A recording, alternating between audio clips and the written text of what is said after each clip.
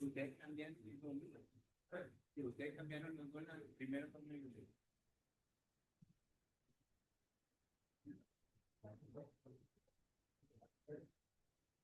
Bueno, entonces ahora continuemos con la jornada, ¿ok? El bloque que vamos a presentar a continuación es artropatías inflamatorias, fertilidad y embarazo. La primera charla corresponde a la doctora María Gabriela Guasamucaro, ¿ok? Quien nos va a hablar sobre el impacto de las artropatías inflamatorias en el embarazo. ¿Existe alguna diferencia entre ellas? Bueno, la doctora María Gabriela, conocida por todos, es médico cirujano de la Universidad Centro Occidental Lisandro Alvarado, egresada, médico internista y reumatólogo del Hospital San Pablo de Coquimbo, es docente de la Universidad Católica y actualmente es nuestra Targaryen, presidenta de la filial norte.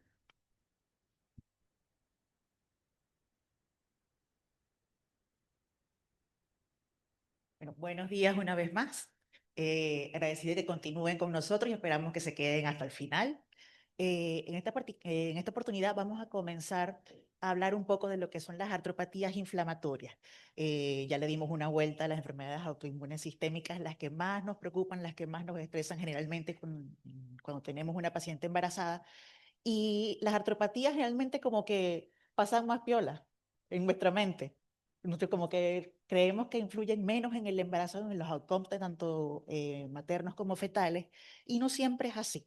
Entonces, en esta oportunidad lo que queremos es darle una vuelta a esto. Entonces, vimos anteriormente en las charlas de María José y del doctor Ehrlich, excelente. ¿En qué tenemos que poner atención cuando tenemos pacientes lúpicas y pacientes con SAF, con síndrome antifosfolípido? Sabemos que no es tanto tenerle miedo a las pacientes, el embarazo sí se puede, es más bien estratificar. Pero en las artropatías inflamatorias, es como que no nos asusta tanto y tal vez sí deberíamos poner un poquito más de atención. De hecho, durante mucho tiempo se pensó que las artritis reumatoides inclusive daban como una especie de luna de miel, como que asumíamos que las pacientes iban a mejorar automáticamente y que podían inclusive llegar a la remisión, si no todas, la mayoría. No sabíamos tanto de la espondilitis anquilosante ni de la artritis psoriásica. Entonces, esta charla va dirigida a, en realidad, lo que sabemos de la artritis es realmente así. Pasa lo mismo con las espondilitis anquilosante y con la artritis psoriásica. No tengo conflictos de interés para esta presentación y declaro el uso de inteligencia artificial para la generación de imágenes. Entonces, este fue uno de los primeros metaanálisis que se hizo con estudios prospectivos, porque la evidencia que teníamos de la mejoría casi absoluta en artritis reumatoide en pacientes embarazadas era más de reportes de casos y estudios retrospectivos. Entonces, fue uno de los primeros a gran escala prospectivos que se hizo y en promedio demostró que un 60.3% de los pacientes sí mejoraban de la artritis reumatoide. Pero si vemos en detalle, la variabilidad entre cada uno de los trabajos igual es bastante amplia. Entre un 40.4% los que experimentaron menos mejoría hasta un 90%. Entonces, en realidad no es tan luna de miel para todas las pacientes. ¿Por qué algunas sí? ¿Por qué algunas no?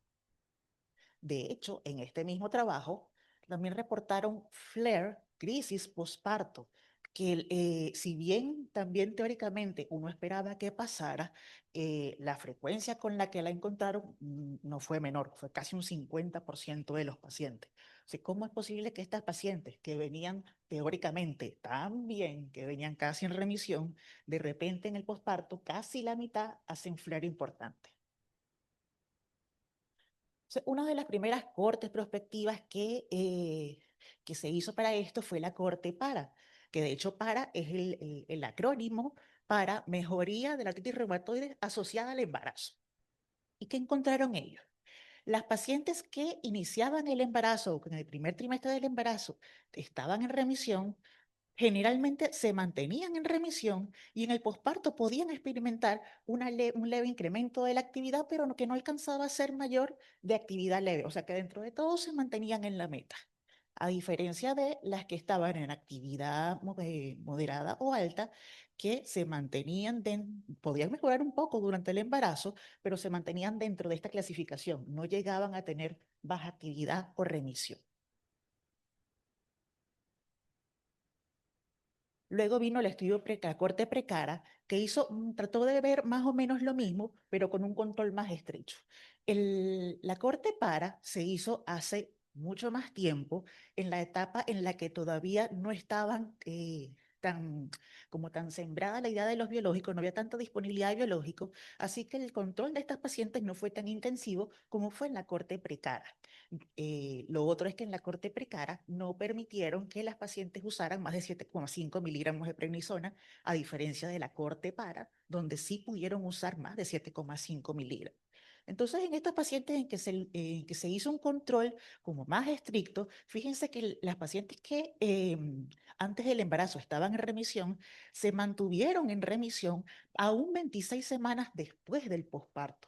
Entonces, ¿qué asoma el precara? Si yo tengo un control intensivo de la paciente antes del embarazo, va a permanecer probablemente en remisión durante todo el embarazo e inclusive en el posparto. Ahora, ¿a quiénes les va mal? ¿A quiénes les va peor? ¿Quiénes se asocian negativamente? O sea, ¿quiénes son las que menos probable que hagan baja actividad? Aquellas que tenían obviamente moderada o alta actividad en el primer trimestre, las que eran seropositivas y las que habían usado prednisona en el primer trimestre. ¿Y quiénes sí definitivamente se asociaban muy poco a remisión? ¿Quiénes eran muy poco probable que hicieran remisión? Aquellas que tenían moderada actividad en el primer trimestre y presencia de autoanticuerpos. Aquí no encontraron asociación con la variable del uso de prednisona. Pero no todo está perdido. Resulta que si las pacientes tienen moderada o alta actividad en el primer trimestre, si no tienen autoanticuerpos, todavía tienen la posibilidad de hacer remisión durante el embarazo con un control intensivo.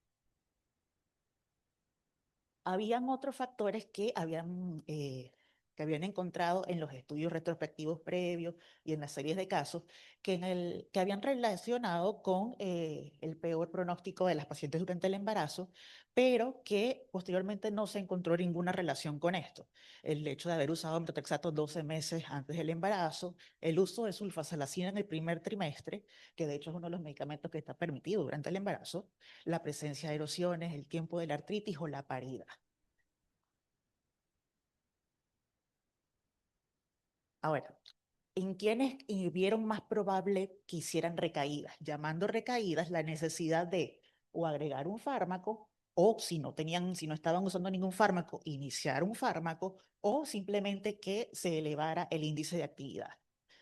No encontraron relación con la edad en el momento de la concepción, pero sí con que fueran nulíparas y que, por supuesto, la enfermedad hubiese estado activa en los 12 meses previos a la concepción. Y en cuanto a los eventos del embarazo, no es sorpresa que veamos que el parto pretérmino esté asociado a mayor actividad de la enfermedad, sobre todo si es en el primero y en el segundo trimestre. Y los bebés pequeños para la edad gestacional igualmente asociados con actividad moderada o alta en el embarazo, el uso de AINES durante el embarazo. Y aquí no es que no les quise marcar, no es que quise pasar como escondido el hecho de que el uso de anti-TNF durante el embarazo, en este trabajo también se encontró asociado con bebés pequeños para la edad gestacional. ¿Cómo se explica esto? Cuando vieron eso, trataron de darle una explicación Y está esta serie que incluyó 73 embarazos en pacientes con artritis reumatoide muy bien controladas. De hecho, un 88% tenían una actividad baja o estaban en remisión antes del embarazo. Y de estos pacientes, el total de las pacientes, 37% hizo crisis. O sea, ¿a qué lo atribuyeron? ¿Qué encontraron? Que eran pacientes que ya habían usado antes más de un biológico, es decir, pacientes con una artritis que probablemente era severa. Pacientes obviamente que tenían alta actividad, moderada o alta actividad en el primer trimestre y que traían una proteína C reactiva alta en el primer trimestre. Y pacientes que en el momento en que tuvieron un test positivo para embarazo, suspendieron el biológico. Entonces, la recomendación sería, como hablábamos ayer con la químico farmacéutica, y que fue lo que hicieron en el estudio Precara, si la paciente está activa, no suspender la terapia biológica. Entonces, ¿qué llevamos hasta ahora? En la mayoría de los casos, las pacientes con artritis reumatoide sí mejoran la actividad durante el embarazo, pero esto no es espontáneo, esto es directamente proporcional al control de la enfermedad antes del embarazo y sobre todo en el primer trimestre. Si hacemos trick to target, que lo venimos hablando durante toda la jornada, las reactivaciones que esperamos en el puerperio disminuyen considerablemente, así como nos lo dijo la corte precara. ¿Los anticuerpos influyen? Sí, pero sobre todo si la paciente está en moderada o alta actividad en el primero y segundo trimestre. Y lo que son las complicaciones como el bajo peso, parto pretérmino, las cesáreas, hipertensión, diabetes gestacional, son proporcionales también a esto, a la moderada alta actividad y al uso de glucocorticoides y AINES. Y esto es en relación a artritis reumatoide. Ahora bien, pasa lo mismo con espondilitis anquilosante y con artritis psoriásica. Conversábamos también en las charlas previas que en el embarazo hay una adaptación inmunológica de la mujer de forma tal que pueda tolerar al bebé, que no lo sienta como un cuerpo extraño. Y esa adaptación implica expansión de células T reguladoras, aumento de citoquinas que son antiinflamatorias, como la interleuquina 10 y el TGF-beta, y modulación, fíjese que no dice disminución, dice modulación de las vías TH1 y TH17. ¿Y por qué dice modulación? Porque el trofoblasto necesita interleuquina 17 para proliferar. Entonces, hay un balance muy delicado entre la cantidad de interleuquina 17 que necesita ese trofoblasto para poder hacer lo que tiene que hacer y la cantidad de interleuquina 17 necesaria para generar enfermedad. Por otra parte, cada una de las artropatías inflamatorias tiene una vía inmunológica más o menos dominante.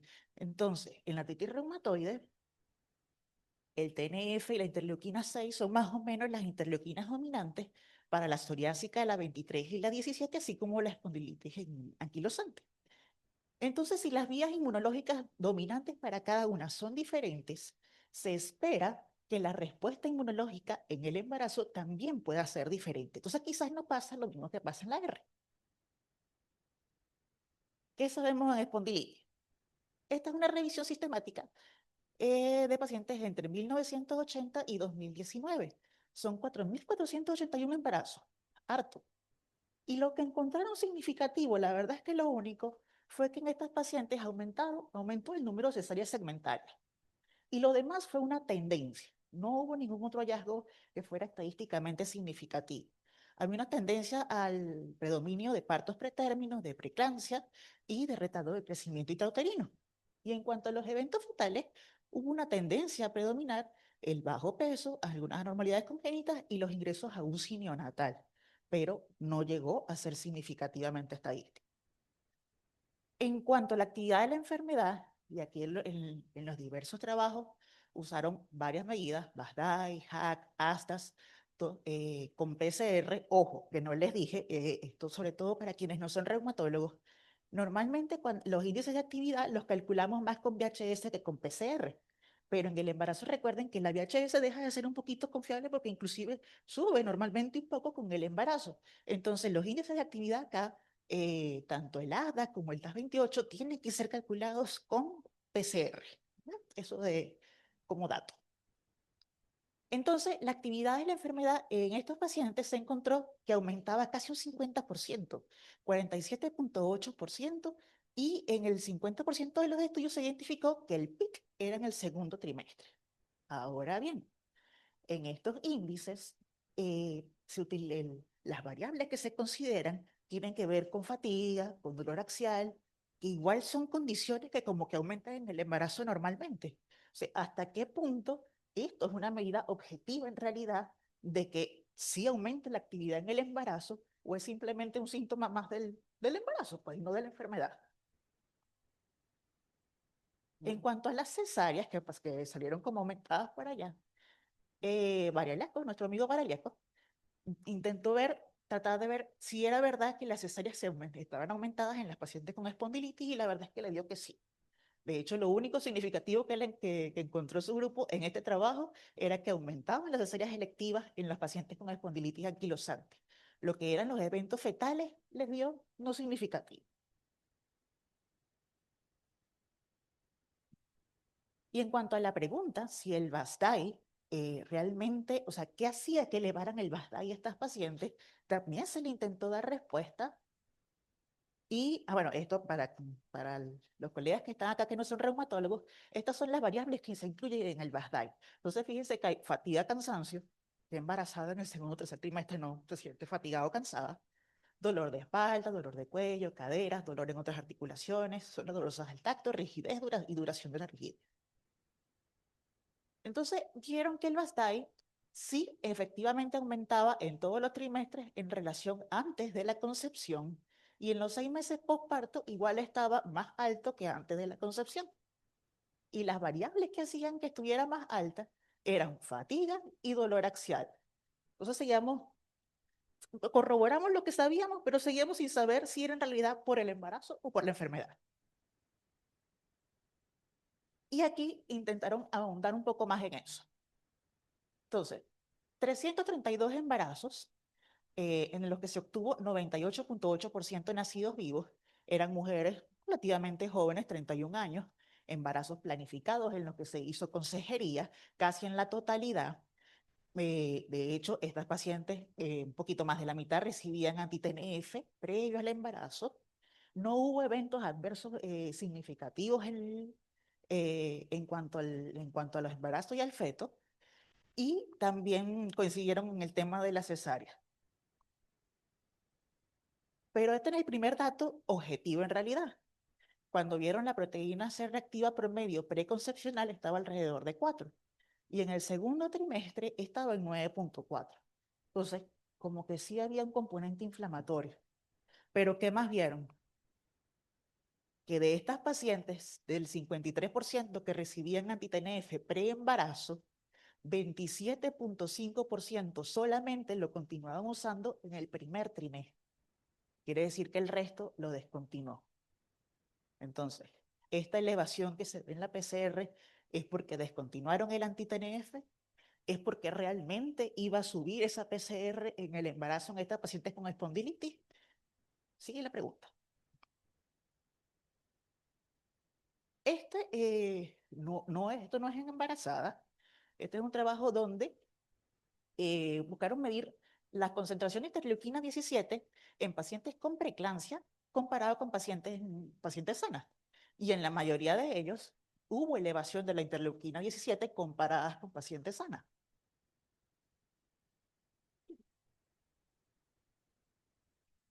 Por otro lado, este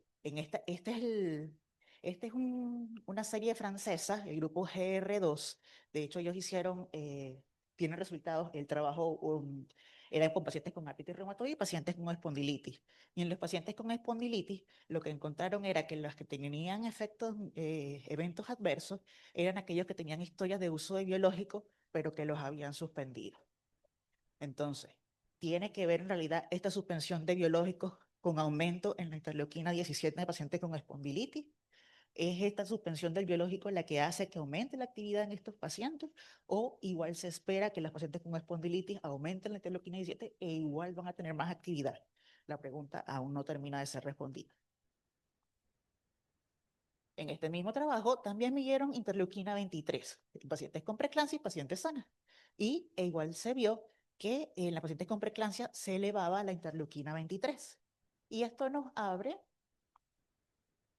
a la conversación y nos trae el tema la artritis psoriásica, donde sabemos que la interleuquina 23 es una de las que está principalmente involucrada. Entonces, estos son los outcomes en embarazo antes y después del diagnóstico de artritis psoriásica. Estas son pacientes que tienen artritis psoriásica y quedaron embarazadas o antes del diagnóstico o después del diagnóstico. Entonces, ¿qué se vio? Fue más la frecuencia de abortos espontáneos en las pacientes que se embarazaron después del diagnóstico de artritis psoriásica, comparada con las que se embarazaron antes del diagnóstico. Fue más la cantidad de embarazos de partos pretérminos en las que se embarazaron después del diagnóstico de artritis psoriásica, y fue más la preeclampsia en las pacientes que se embarazaron después del diagnóstico de artritis psoriásica. ¿Tiene que ver esta preeclampsia con la elevación de interleuquina 23 en estas pacientes con artritis psoriásica? Pudiera ser que sí. Curioso que estas pacientes, en cuanto a la clínica, el 50% reportó no tener cambios en la artritis o en la piel. Como que el embarazo no les modificó nada. 25% reportó que mejoró la artritis y 25% dijo que empeoró de la artritis. Pero la piel no se modificó mucho. De hecho, 42% mejoró, o sea, el otro 50% que no cambió, el 42% mejoró y solo un 6% empeoró. En esta serie, vemos entonces actividad de la artritis y actividad de la psoriasis en pacientes obviamente con artritis psoriásica. Y esta es una comparación entre cómo estaban en el embarazo y cómo estaban en el posparto. Empeoró la actividad en el posparto. Y de hecho, cuando eh, usaron como índices de actividad el HAC y el RAPID-3 y vieron que los partos pretérminos eran mucho más frecuentes en pacientes que tenían el HAC mayor a 0,5. No hubo relación con otros outcomes como diabetes gestacional o recién nacidos pequeños para la edad gestacional. Y lo que sí se vio es que era un riesgo incrementado de preeclampsia y cesáreas electivas. Vuelve a aparecer la preeclampsia en artritis psoriásica. Y en este otro trabajo, en artritis psoriásica también, igualmente usaron como medidas de actividad el HAC y el RAPID-3. Y fíjense que en este caso, el HAC se mantuvo constante, mientras que el RAPID-3 aparentemente bajaba, como que mejoraba la paciente. Pero eso no se correlacionó con la frecuencia de parto pretérmino, porque sí, el HAC a la semana 32 se asoció significativamente con la presencia de parto pretérmino. Así que el RAPID-3 pareciera que no es un índice como muy confiable para predecir outcome en estos pacientes. Se vio asociación también a partos pretérminos, oligohidrácneos y nuevamente las cesáreas, que fueron igualmente electivas. Entonces, resumiendo, el principal problema es el control de la enfermedad previo al embarazo y en el primer trimestre, y ahí está la clave. En la mayoría de los casos, las pacientes con AR mejoran su actividad durante el embarazo y las complicaciones son proporcionales a la actividad que tenga esta enfermedad. En líneas generales, los outcomes en espondilitis anquilosante y en artritis psoriásica son buenos, no hay tanta posibilidad de morbilidad materno-fetal, y la actividad de la enfermedad, por lo menos en las espondilitis anquilosantes, pareciera que es bastante estable. Las variables que se incrementan son variables que hasta ahora son subjetivas. No pareciera ser que hay un componente tan inflamatorio, aunque esa elevación de la proteína C reactiva igual nos deja cierta duda. Y en las artritis psoriásicas definitivamente es muy variable. En todo caso, la conclusión, igual que para la mayoría de nuestras enfermedades, es que el tritotalle es la clave para un desenlace feliz en todas estas enfermedades. Muchas gracias.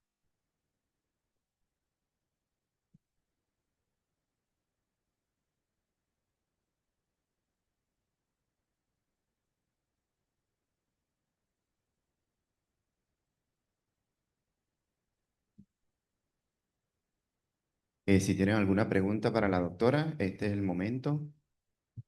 Por el chat, aquí, mira.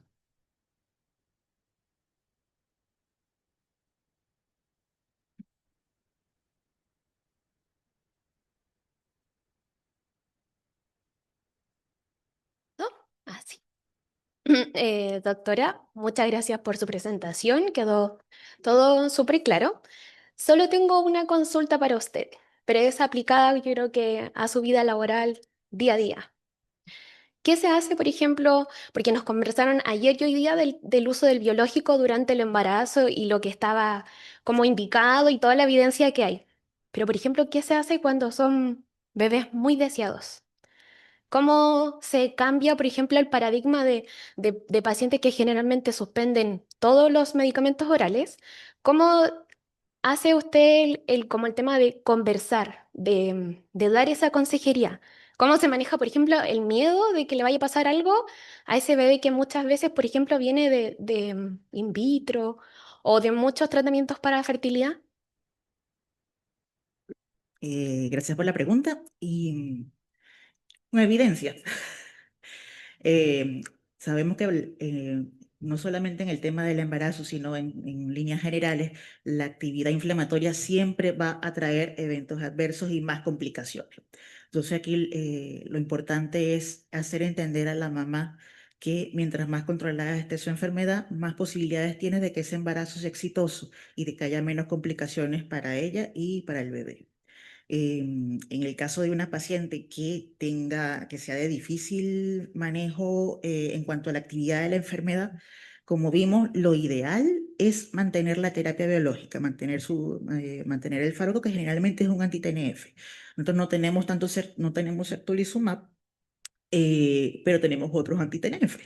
De hecho, en la corte precara hubo una cantidad importante de certolizumab de los pacientes que usaban biológico, en realidad eran más certolizumab que otra cosa. Pero con los anti-TNF nos va bastante bien. Y definitivamente mantenerlo si es que se mantiene en actividad esta mamita durante todo el embarazo y solo si está en remisión, suspenderlo, como decíamos ayer, antes de las 32 semanas para que pueda cumplir, o a las 32 semanas, mejor dicho, para que pueda cumplir su esquema de vacunación normal, porque esa es otra preocupación. Ya llegué al término del embarazo, ya mi bobita va a nacer y no la voy a poder vacunar. Esa es otra idea que hay que sembrar en la mamita. O sea, bien, no estás totalmente bien de la artritis, de la actividad de la enfermedad, vamos a tener que mantenerte tu biológico porque las posibilidades de que hagas una exacerbación, una crisis, un flare después que tengas el bebé son más altas si te reactivas ahora. No vamos a poder vacunar a a la guagüita todavía con alguna de las vacunas, pero es la forma de garantizarle que ese binomio esté lo mejor posible. Entonces, en el fondo, la conclusión es esa, pues con evidencia, con cariño y con paciencia. Y con respecto, por ejemplo, al flare, ¿alguna como sugerencia de cuándo debería ser como el primer control como de la diada? O, por ejemplo, exámenes, o por ejemplo, si debería ser mensual por 3 meses, algo como que tenga como más... Fíjate que eso es interesante porque los trabajos prospectivos que presenté, en realidad uno creería que el control es como más intensivo y no, en realidad ellos lo que tienen es un control en el primer trimestre, segundo trimestre y tercer trimestre. O sea que en realidad, por lo menos como lo hacemos nosotros, que inclusive las vemos mucho más veces que eso. Y no, ellos con el control uno por trimestre, ellos consideran que es óptimo. Así que por lo menos yo creo que, así como decía el doctor Jacobson, por lo menos garantizar que en cada trimestre ese control de la diada se logre en conjunto sería lo ideal. Muchas gracias.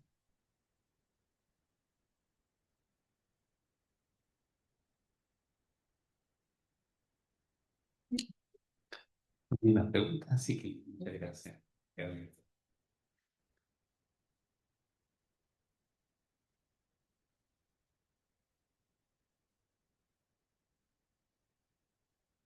Tengo el gusto de presentar al doctor José Jiménez para la charla Manteniendo el Treat to Target en el periodo periconcepcional, una estrategia posible. El doctor José Jiménez es médico cirujano de la Universidad Central de Venezuela, médico internista y reumatólogo del Hospital San Pablo de Coquimbo, past president de la filial norte de la Sociedad Chilena de Reumatología y diplomado experto en lupus de la Universidad de Barcelona. Adelante, doctor. Bueno, muchas gracias por la introducción. Agradecer también al comité científico de la jornada.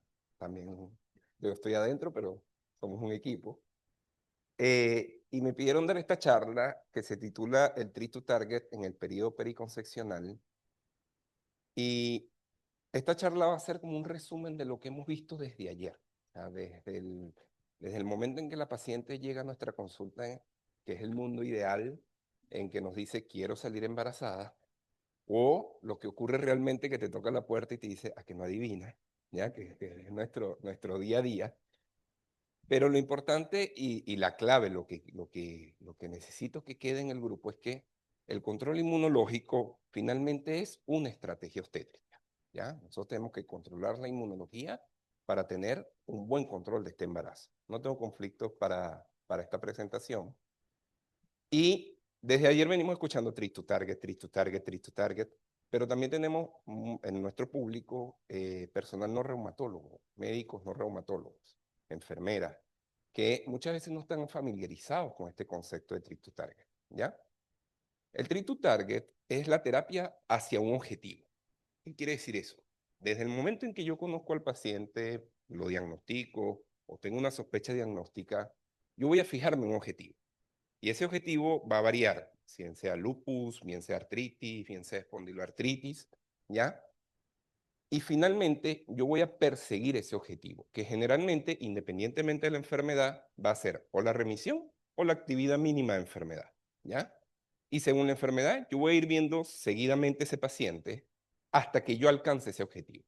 Entonces lo veo cada 2 meses, cada 3 meses, evalúo cómo va el objetivo que yo me planteé al inicio o que nos sugiere la literatura que debamos plantearnos. Y al llegar a ese objetivo, finalmente dije, bueno, llegué al objetivo, vamos a empezar a retirar ciertos fármacos o vamos en esta decisión compartida con el paciente, vamos a decidir qué hacer. Entonces, la charla va a tratar sobre esto, del Treat to Target, en el periodo periconcepcional. Entonces, como les decía y como les dije, bueno, esto es un resumen, ¿ya? Ayer la doctora Villar nos decía, o esta mañana, perdón, no es necesario hacerlo en la primera consulta, pero cada vez que estamos frente a una mujer en edad fértil, tenemos que preguntarle sobre sus relaciones personales, perdón, sobre la decisión sobre tener hijos actual o futura. No es la mismo interrogar una paciente de 18 años a interrogar una paciente de 35 años, antecedentes en la familia de displasia cervical, de cáncer, de fertilidad, o si ya ha tenido hijos, si tiene antecedentes de preeclampsia o bloqueos cardíacos congénitos o pérdidas anteriores, y según eso vamos a hacer una estratificación de riesgo. Y en esa estratificación de riesgo le vamos a dar una recomendación a la paciente, que incluso puede ser, mira, no es el momento, ¿ya? O este es el momento, que también sería lo ideal. Porque el problema no es el embarazo, el problema es o la actividad o el daño acumulado que vendríamos con nuestra paciente. Y aquí viene la primera perla de la charla, que es que la actividad inflamatoria en la enfermedad es el verdadero factor de riesgo para malos resultados materno-fetales. ¿Y por qué sabemos esto? Bueno, principalmente lo sabemos por lupus. Lupus es como la patología más frecuente que tenemos nosotros, es el prototipo de la enfermedad autoinmune, es lo que más vemos, ¿ya? Es lo que más me gusta, ¿ok? Entonces, el paciente con lupus puede tener, según la serie que veamos, brotes que van desde el 2.5 al 35%. Y esto varía porque varía mucho la rigurosidad del estudio, cuando yo digo que el paciente realmente hizo un brote. Pero sabemos que ocurre principalmente entre el segundo al tercer trimestre. Las tasas son más altas de brote durante el embarazo y ocurre más en pacientes que han abandonado la hidroxicloroquina. Y cuando el paciente abandona la hidroxicloroquina, generalmente o fue por una falta de educación de la importancia de la hidroxicloroquina, como nos decía el doctor Elric, ¿ya? Que por por el mismo seguimiento adecuado. Y sí, tienen mayor tasa de partos prematuros, tienen mayor tasa de retardo de crecimiento uterino, tienen más tasas de pérdidas fetales. ¿Ok? Entonces, ¿cómo evitamos esto? Bueno, si se fijan, el mejor predictor de riesgo, o sea, el mejor predictor para tener un embarazo exitoso es la actividad mínima de enfermedad. ¿Cómo medimos la actividad mínima de enfermedad? Como les decía, variaba mucho entre cada patología, pero son índices compuestos, y cuando vemos esto, vemos la baja actividad de enfermedad que necesitamos. El Physical Global Assessment, que es cómo yo veo al paciente. ¿Okay? Lo segundo, los inmunosupresores que esté tomando, la dosis de glucocorticoides, ¿ya? Y el SLEDAI, que son cosas que podemos medir durante nuestra práctica clínica, no requieren tanto tiempo, e incluso lo hacemos a veces en estas consultas, tenemos estas 15, 20 minutos para ver a un paciente. Entonces, el hecho de llevarlo a actividad mínima de enfermedad, que es nuestra meta, ¿okay? Es lo que va a generar que esta paciente tenga mejor outcomes durante el embarazo. En artritis, lo vimos hace ratito con la doctora Guasamucaro, el hecho de que la artritis reumatoide esté activa es lo que nos lleva a hipertensión durante el embarazo, a la preeclampsia durante el embarazo, a la restricción del crecimiento fetal y a los partos prematuros. ¿Pero de qué va a depender esto? De la actividad. Si finalmente la paciente se embaraza estando activa, es que vamos a tener peores resultados. Entonces, fíjense que a medida que les he ido conversando, he insistido que la actividad es el peor outcome, o sea, el peor factor de riesgo que tenemos en enfermedad. Por eso es que la estrategia de Treat to Target no la vamos a iniciar en el embarazo, sino en el periodo periconcepcional, o sea, desde el momento de que conoces a la paciente. Si la paciente está en edad fértil, es una potencial embarazada. Siempre considerar que esa es una paciente que te va a tocar la puerta y que te va a decir a que no adivina. Entonces, ¿es posible que mantengamos el Treat to Target durante el embarazo? Sí, ¿ya? Y tenemos que seguir persiguiendo ese Treat to Target. Cuando no alcanzamos el Treat to Target, tenemos el aumento del brote. La hidroxicloroquina, por lo menos en el lupus, reduce los brotes, y lo venimos diciendo desde ayer, una actividad entre 6 a 12 meses, la ausencia de actividad, mejor dicho, entre 6 a 12 meses, es el mejor predictor que tenemos de embarazos exitosos, ¿ya? Fíjense que cuando logramos remisión, ¿ok? Tenemos menos tasas de flare, tenemos menos tasas de abortos y tenemos menos tasas de pérdidas fetales. Este estudio lo vimos hace 10 minutos con la doctora Guasamucaro. A mí me pareció maravilloso este estudio. ¿Por qué? Porque esta corte de precara, a diferencia de la corte para, es que la corte precara lo que se hizo fue este enfoque del Treat to Target. O sea, el permitir biológicos, el permitir un seguimiento más estrecho, el buscar siempre DAS28 siempre más bajito, siempre buscando actividad mínima o siempre buscando remisión. La importancia de este corte es que este corte lo compararon con la corte para. La corte para fue una corte que se hizo entre el 2002 y el 2010. Para esa época no se usaba el Treat to Target como lo hacemos ahora. O sea, no estamos como tan obsesionados, no están como tan obsesionados con el perseguir un objetivo. Y fíjense las diferencias cuando vemos la corte para, que casi el 84% de las pacientes al momento de que salieron embarazadas estaban en remisión o en actividad mínima de enfermedad. Y en el parto y posparto, o sea, en el periodo periparto, mejor dicho, la gran mayoría de ellas se mantenían en remisión y en actividad mínima de enfermedad. Y si se fijan, alta actividad no alcanzaron al final del embarazo. Entonces, en esta corte, que fue la corte precara, que fue la corte que se hizo el enfoque de Treat to Target, fíjense la diferencia. Cuando vemos la corte para al momento del ingreso al estudio, o sea, al momento de que las pacientes se embarazaban, solo el 32-35% de los pacientes estaban en remisión o en actividad mínima. Entonces, cuando vemos al final, al final, la mayoría terminaban en actividad moderada o en actividad severa. Entonces, insisto, nuestro target tiene que ser o remisión o actividad mínima de enfermedad. Pero la reumatología no es solo artritis, no es solo lupus. O sea, tenemos múltiples patologías. Fíjense, este es un estudio italiano que incluyó 886 embarazos en 29 centros. La reumatología este es un estudio grandísimo. ¿Okay? Es un N muy alto. Un cardiólogo ve esto y dice, no, es un estudio chiquitito. Pero para nosotros no. O sea, tener 889 embarazos es muchísimo. Y estas fueron las tasas que tuvieron ellos. Esta población, cuando se embarazó, más del 92% estaban en remisión o actividad mínima de enfermedad. Y cuando ven estos porcentajes, uno dice, bueno, pero hay complicaciones, hay preeclampsia, hay diabetes, hay retardo de crecimiento uterino. Bueno, estos porcentajes son similares a la población general. Entonces, la hipótesis o lo que plantean ellos es que si nosotros llevamos a la paciente a remisión o actividad mínima de enfermedad antes de embarazarse, pasamos su riesgo a similar a la población general. O sea, es maravilloso. Queda en negrita la prematuridad, porque la prematuridad sí o sea, fue mayor en el grupo de las pacientes, de las pacientes con enfermedad autoinmune, y el 15.6% de ellas tuvieron brote. Y estas pacientes que hicieron brotes fueron pacientes que estaban en actividad de enfermedad o que no habían planificado su embarazo. Entonces, considerar que toda mujer en edad fértil es un potencial embarazo. ¿Okay? Vamos para la tercera, que es que el embarazo no nos obliga a adoptar el treat to target, abandonar el treat to target, sino que nos obliga a adaptarnos. O sea, tenemos armas para de verdad llegar a un treat to target durante el embarazo. Y la respuesta es sí. ¿Cómo lo vamos a alcanzar? Primero, el manejo no farmacológico hay que mantener.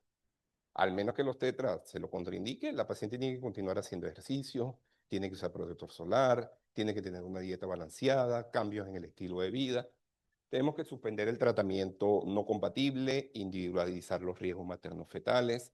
Ante la presencia de un anti-RO o anti-LA positivo, se notifica inmediatamente a los tetras. Nosotros por lo menos acá tenemos obstetras bien sensibilizados con el tema. O sea, nosotros le avisamos e inmediatamente ellos ya saben que tienen que estar pendientes del PR mecánico, de manifestaciones cutáneas del recién nacido. Y en pacientes con antifosfolípido primario o secundario, no voy a repetir la charla del doctor Elry, la anticoagulación o la aspirina cuando sea necesario. Entonces, como les decía, fármacos tenemos IMAR convencionales, ya tenemos la seguridad que la hidroxicloroquina, la satioprina, el glucocorticoide a dosis baja, los inhibidores de la calcineurina, son útiles y son aprobados durante el embarazo. Tenemos otras dos drogas que podemos utilizar donde predomina la vida de la madre, como el belimumab o el rituximab. Y tenemos drogas que son incompatibles con el embarazo, como el metrotexate, el micofenolato y la leflunomida.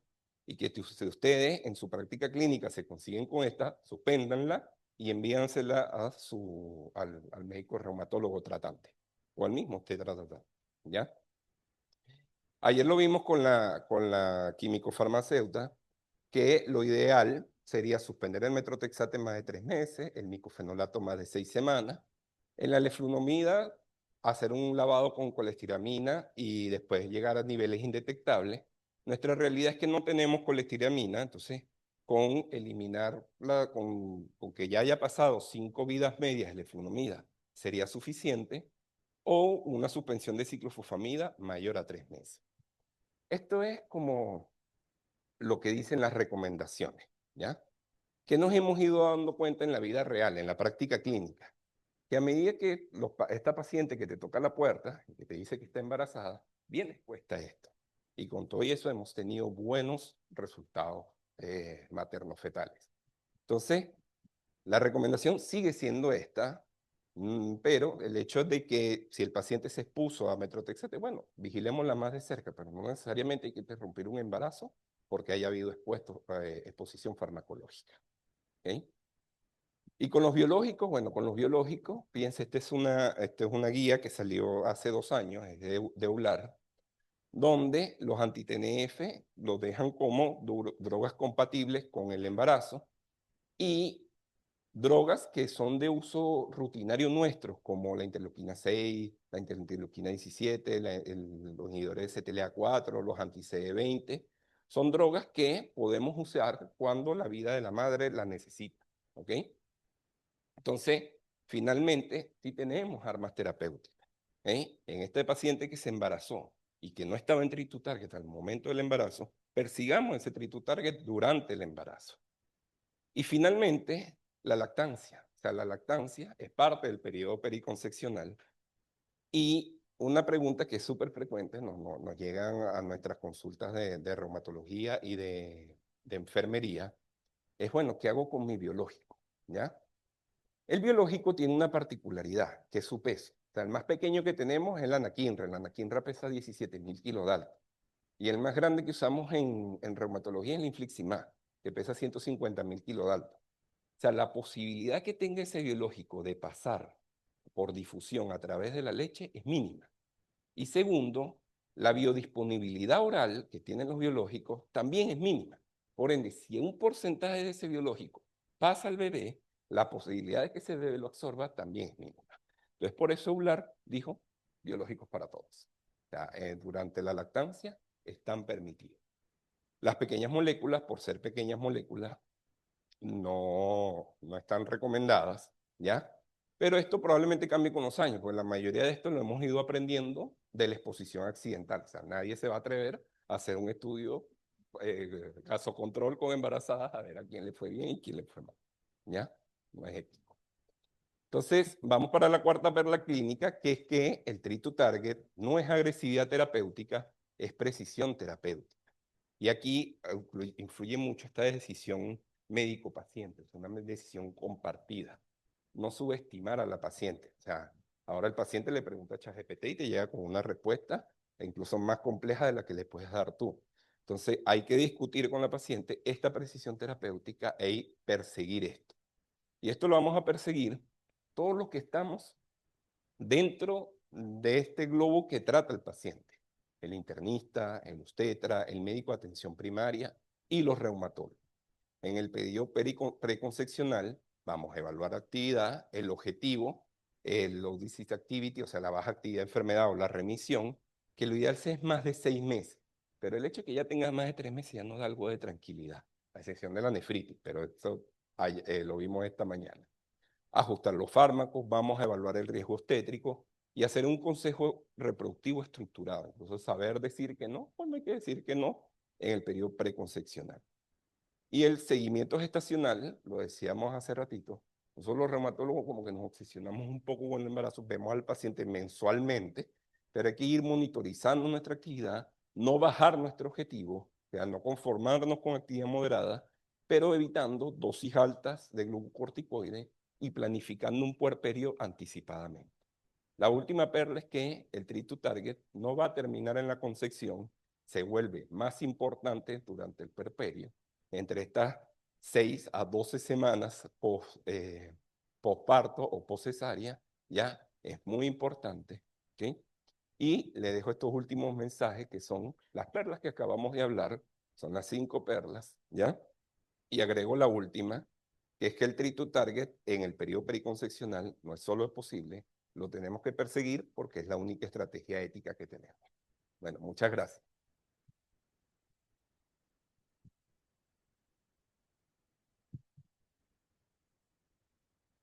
Gracias al doctor Jiménez por su disertación, bien concisa, precisa y actual. Le tengo una consulta anteriormente. Claro, sabemos que la colestiramina por el secuestro de los ácidos biliares, que por la lenfenamida allí es el problema, ¿no? Que dura tanto tiempo recirculando, sería como lo ideal. Y como tú dices, no tenemos disponible alguna experiencia con el carbón activado que antiguamente se usaba como de lo que revisaste. Mira, no tengo experiencia. Lo que leí era como si tenía menos de 14 semanas, lo podrías considerar. Y en nuestra experiencia particular, hasta ahora no hemos tenido teratogenicidad con exposición accidental a la eflunomida, ¿ya? Pero no lo hemos usado, o sea, experiencia personal no tengo un carbón activado. Ujú. ¿Alguna pregunta del público? Porque preguntas del chat no tenemos. Ay.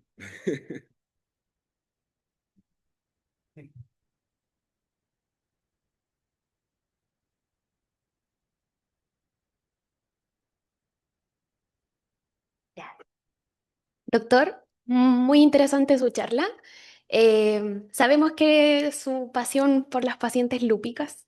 Me gustaría saber si usted destina algún tiempo de su consulta en realizar consejería preconcepcional, sobre todo en las pacientes como no sé, estas pacientes que hablábamos en la mañana de transición. Es va parte como dentro de su anamnesis, conversan con ellas el tema de anticoncepción, de deseo de embarazo. Sí, sí. De hecho, yo me formé en un centro de medicina interna donde si teníamos 10 interconsultas y nos llegaba una obstetricia, la que llegaba de obstetricia pasaba a ser la primera, ¿ya? El peor indicador de salud pública que tenemos nosotros es la mortalidad materna. El hecho de que perdamos una madre es catastrófico, si bien nazca o no nazca el bebé, para todo el ámbito familiar de esa madre. Entonces, no solo en lupus, en artritis, la consejería en mujeres en edad fértil hay que hacerla, ¿ya? Tienes 15 minutos para la consulta, no tienes más tiempo. Bueno, al final por lo menos dile, mira, si vas a salir embarazada, háblalo primero conmigo, antes de tu pareja me vienes, me busca. Pero es parte, sí o sí integral, tiene que ser parte de nuestra consulta, explicarle a mujeres en edad fértil sus riesgos, ¿ya? Y a hombres. O sea, en hombres también, sobre todo hombres usuarios de metrotexate o hombres a altas dosis. En las dosis nuestras no vamos a ver, es muy raro que veamos azoospermia por metrotexate, pero usuarios de ciclofosfamida, explicarle sus riesgos y sus beneficios de ser papá o de ser mamá. Ya, pero sí, sí tomo tiempo para eso. Ujú. Bueno, yo me imagino igual que no había muchas preguntas porque era como un resumen de todo lo que hemos visto desde ayer. ¿No? Alta el doctor Centeno.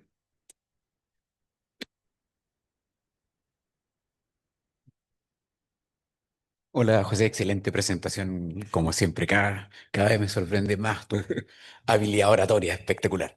Eh, ¿Has tenido experiencia de alguna embarazada con algún inhibidor de interleuquina 17?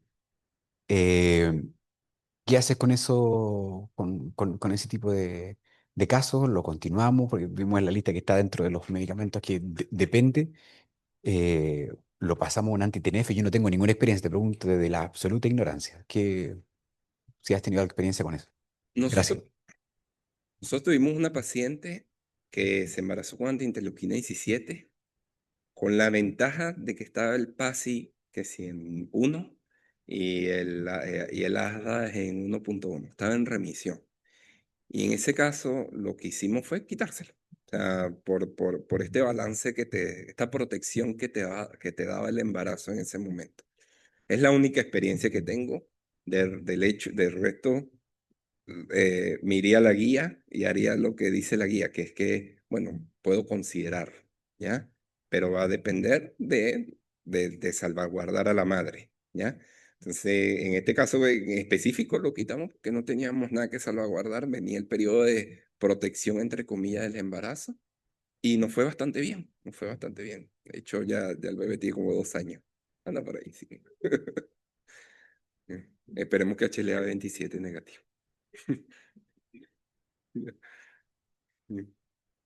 Bueno. Muy bien.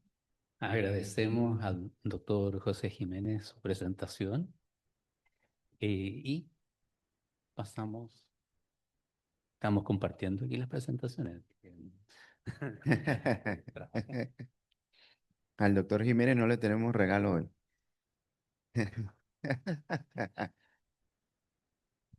Entonces, a continuación vamos a dar inicio, ¿verdad? A un simposio de la industria, de AstraZeneca, y tenemos entonces a la doctora María Villar, la cual nos va a disertar en lupus bajo control, evidencia de la vida real con Sapnelo. La doctora Villar ya la habíamos presentado, ella es reumatóloga de la clínica alemana, con especial interés en lupus y síndrome antrofosfolípido con un fellow en lupus en el St. Thomas Hospital of London. Bueno, eh, vamos a continuar con el tema del lupus. Y la idea, yo sé que este es un simposio de la industria, pero la idea es hacer una revisión del lupus más bien en general, para aprender más sobre esta enfermedad. Entonces, vamos a partir la charla con una pregunta, con una frase en realidad, que es, la paciente está mejor. ¿Quién no ha dicho esa frase en su consulta? Pero ¿qué significa está mejor? ¿No es cierto? Es decir la paciente está mejor, encierra una verdad que es un poquito subjetiva, ¿no? ¿Qué significa estar mejor en el lupus? ¿Significa que tiene menos dolor, que está menos inflamada? ¿Cómo medimos eso? ¿O significa que está mejor porque estamos usando 20 miligramos de prednisona y claro, los síntomas están mejor? Entonces eso es lo que vamos a tratar de aclarar hoy día en la charla. Están mis conflictos de intereses. Y esta es la agenda que propongo un poco hoy en día. Hoy voy a partir hablando de cosas bastante básicas y vamos a ir avanzando y vamos a hablar un poco de Treat to Target y finalmente les voy a presentar esta nueva molécula que tenemos a disposición, que vamos a tenerla luego a disposición, que se va a lanzar este año. Por lo tanto, no estoy hablando de cosas teóricas, sino que de una nueva herramienta terapéutica que vamos a tener en lupus. O sea, a modo de introducción, ¿no es cierto? Ya todos sabemos que el lupus es una enfermedad autoinmune que produce una inflamación crónica, que tiene amplio rango de síntomas de signos y síntomas, pero lo importante acá no es tanto eso, sino que es qué daño produce. El lupus finalmente va a producir daño orgánico y va a aumentar la mortalidad de nuestras pacientes, y por eso es tan importante. Entonces ya miran esto y se asustan, qué lata, vamos a hablar de fisiopatología y la doctora va a empezar aquí a hablar a hacer una descripción extensa. Bueno, cuando una paciente llega a la consulta, una de las primeras cosas que nos pregunta es, bueno, ¿y por qué tengo lupus? Entonces ahí nosotros empezamos y le decimos, bueno, porque hay una predisposición genética y en realidad estamos mintiendo un poco, porque no hay una predisposición genética. Se han descrito más de 300 loci de predisposición genética y hay casos de lupus monogénico solamente en niños. Después decimos, bueno, pero también esta predisposición genética se asocia a factores ambientales y ahí sí estamos siendo más sinceros, porque efectivamente hay factores ambientales que influyen, que son los rayos ultravioleta, ¿no es cierto? Algunos medicamentos que van a juntarse con la predisposición genética y van a producir una alteración inmunológica. Y también hay factores que hoy día se reconocen que son epigenéticos y dentro de los factores epigenéticos el lupus, el más importante, es la hipometilación del DNA. Entonces, tratando de hacer simple lo que es muy complejo, que es la fisiopatología del lupus, ¿no es cierto? Tenemos todos estos factores, tanto genéticos, ambientales, etcétera, que van a producir fenómenos de autoinmunidad, hiperactivación inmunológica, depósito de complemento, producción de autoanticuerpos que se van a depositar en los tejidos y van a generar daño. Y aquí, no sé si se ve también se veía mejor en el computador, entra un protagonista de la historia y es el TNF. Cada vez se le da más importancia a el TNF en la fisiopatología del lupus. ¿Por qué? Porque es como el director de la orquesta o algún personaje muy importante en esta película, digamos. Es como un sistema de alarma que normalmente el TNF tiene que actuar frente a infecciones virales, pero que en las pacientes con lupus se desordena y esta alarma se enciende y no se apaga más. ¿Y qué produce? Produce como un nexo entre la inmunidad innata y la inmunidad adquirida. Y entonces produce una hiperactivación, como un bucle de actividad en la inmunidad innata, en la inmunidad adquirida, y con eso gatilla todo el daño. Por lo tanto, vamos a dejar aquí flotando la idea de que el TNF del lupus es importante. Entonces vamos a lo básico ahora, la clínica y la clínica del lupus. Y el lupus siempre se dice que es el paradigma de las enfermedades inmunológicas porque tiene una tremenda heterogeneidad y activación a muchos niveles del sistema inmune. Y los inmunólogos, como la doctora nos presentó, probablemente les encanta esta enfermedad porque actúa a todos los niveles del sistema inmunológico. Pero a los reumatólogos nos asusta un poco porque esta tremenda heterogeneidad clínica que vemos acá se afecta a casi cualquier órgano. Entonces nos asustamos un poco. ¿Y qué pasa? El diagnóstico no es fácil.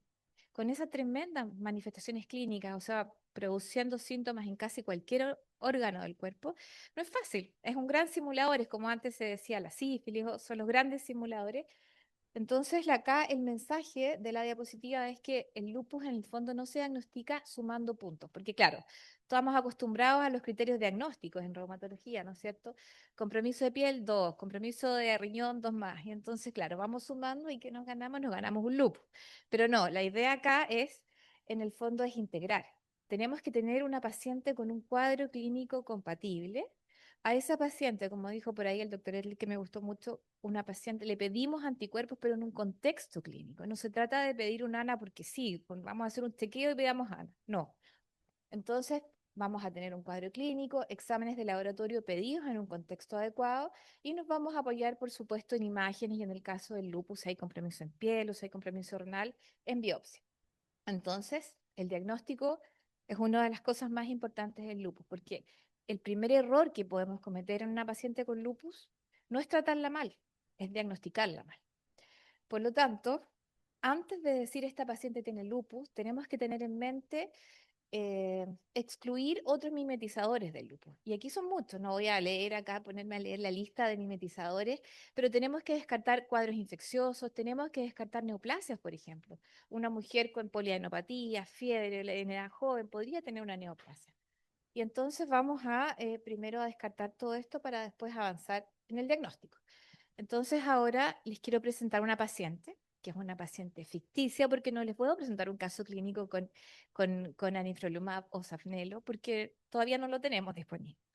Entonces esta es una paciente de 32 años, es Camila, y es una mujer que es profesora, no fuma, no tiene hijos, pero en los próximos años quiere tener hijos, y consulta por 8 meses de lesiones fotosensibles, ¿no es cierto? Tiene poliartritis, metacarpofalágica, interfalangias proximales, alopecia no cicatrizal, úlceras orales y fatiga. Al examen físico, Rach malar, placas anulares en escote, no tiene Raynaud, no tiene esclerotilia, no tiene signos de miopatía. Entonces, ¿en qué diagnóstico pensaríamos? ¿Pensarían en algún diagnóstico diferencial? Y acá uno cae en la tentación de decir, bueno, esta paciente tiene lupus, ¿no es cierto? Es evidente. Y sí, tiene hartas cosas de lupus. Pero acuérdense siempre de descartar los mimetizadores que no tengan, no sé, rosácea, dermatitis, infecciones virales, que es lo que comentamos al principio. Le pedimos los exámenes y entonces, ¿qué decidimos? Decidimos no iniciar tratamiento precompetente. ¿Por qué? Porque uno de los mensajes de la charla es que cuando hacemos un diagnóstico de lupus, primero es importante hacer un buen diagnóstico. Segundo, descartar los mimetizadores. Y tercero, una cosa que es la fenotipificación. Y ese concepto es muy importante porque ahora que los tratamientos han avanzado tanto y cada vez se habla más de medicina de precisión, ¿no es cierto? La fenotipificación de nuestros pacientes es fundamental, porque según el fenotipo clínico, nosotros podemos decidir cuál de todos estos biológicos nuevos le podemos dar al paciente.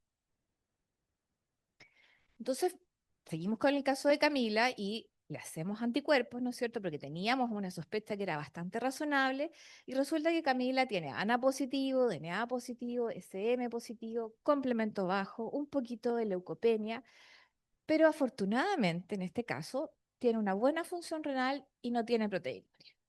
Entonces, ¿qué hacemos? Hacemos el diagnóstico, ¿no es cierto? Efectivamente, tenemos una paciente con lupus, pero ¿qué es lo más importante que yo les dije? Tenemos que fenotipificarla. No solo tenemos una paciente con lupus, tenemos una paciente con lupus que no tiene compromiso renal, que eso nos cambia las cosas, porque es uno de los compromisos que nos hace asustarnos y tener una urgencia en tratarla. Es una paciente que tiene un lupus que es cutáneo, articular, con un poco de compromiso hematológico, ¿no es cierto? Y con serología positiva, pero sin compromiso renal.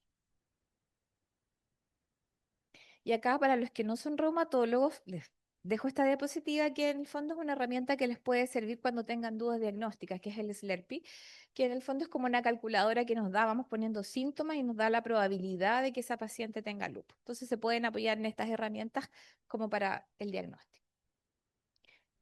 Entonces, bueno, ya sabemos cómo hacer el diagnóstico del lupus, ya tenemos a nuestra paciente diagnosticada, la fenotipificamos y ahora vemos qué hacemos. Tenemos que controlar esta enfermedad. Pero volvemos a la pregunta del principio, ¿qué significa tener el lupus bajo control? Y tener el lupus bajo control significa, por un lado, lo que nos dijo el doctor Jiménez, tener un objetivo, ¿no es cierto? Vamos a tratar a esta paciente con un objetivo definido, que en el caso del lupus es alcanzar o una remisión, que se llama DORIS, o alcanzar una baja actividad de la enfermedad, que le decimos el DAS. De ahí lo vamos a ver un poquito en detalle. Pero no solo eso, no solo significa en el caso del lupus tener un objetivo de remisión o de baja actividad de la enfermedad, sino que también lograr el control significa prevenir los brotes y bajar la toxicidad en estas pacientes. ¿Y cómo bajamos la toxicidad en nuestras pacientes? Acá la estrella es el corticoide. O sea, el enemigo número uno en el lupus y en todas las charlas que vean es tenemos que bajar la dosis de corticoide. Por lo tanto, si los corticoides son tan importantes, en la definición de remisión y en la definición de baja actividad de la enfermedad, un punto importante lo ocupan los corticoides. Porque los corticoides acá son como este amigo que necesitamos, ¿no es cierto? Y cuando lo necesitamos llega pronto y nos ayuda y actúa rápido y nos resuelve el problema. Pero si se quiere quedar a vivir con nosotros, no. Para ahí podemos empezar a tener problemas. Por lo tanto, los corticoides los queremos por poco tiempo, como una terapia puente, no como una terapia con la que nos queremos quedar. Entonces acá vemos que la remisión es tener baja actividad de la enfermedad medida por SLEDAI y por Physical Global Assessment, tener corticoides bajo 5 miligramos y con una terapia de base. Y el LDAS o la baja actividad de enfermedad es obviamente los scores más estrictos, o sea, menos estrictos, y las corticoides se permiten hasta 7,5 miligramos. Y ahora hay una nueva como categoría que se habla de el DAS 5, que es lo mismo, pero con una dosis de 5 miligramos de prednisona, es un poquito más estricto. ¿Y cómo logramos este objetivo? ¿Qué nos dice EULAR? EULAR nos dice, bueno, efectivamente, tenemos que tener nuestros targets en mente, tenemos todas las recomendaciones que le damos a nuestros pacientes y fenotipificar. Un poco ese concepto ya estaba en las guías EULAR. Fenotipificamos porque la paciente la dividimos en si tiene un lupus leve, moderado o severo. Y tenemos un montón de herramientas terapéuticas. Y acá una de las novedades de las últimas guías es que introduce el uso de los medicamentos biológicos. Y si ustedes se fijan, los introduce de una manera bastante transversal, desde un lupus moderado hasta algunos casos de lupus severo.